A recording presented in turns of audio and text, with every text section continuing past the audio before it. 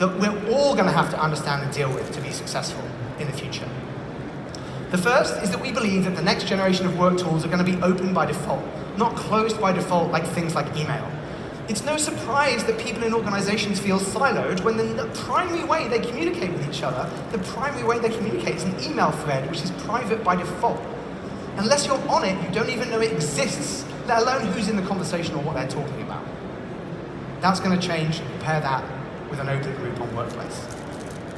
Next, we believe that the next generation of workers are going to be tied to their phones, not tied to their desk.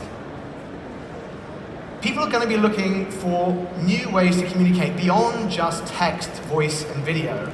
They're going to be looking, ultimately, for things like VR and AR. And they're going to look for tools that provide multiple media seamlessly together. We also understand that people are always going to use multiple tools to get work done, always.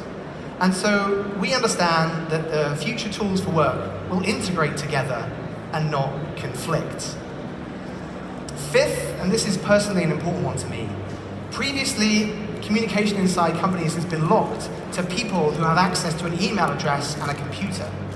But with mobile and ubiquitous networks, we have the power to give a voice to the millions of people that until now have been beyond the reach of traditional IT.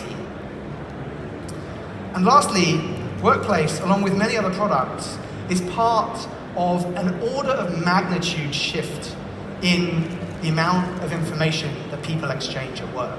And as that information dramatically increases, the ability to make sense of it and prioritize it and rank it is getting ever more important. At Workplace, we're building the work graph in the same way that Facebook built the social graph.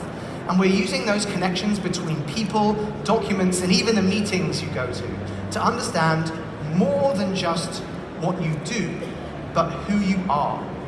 And we're applying Facebook's world-leading AI and ML capabilities to make that work for you, to bring the information to you at just the right time.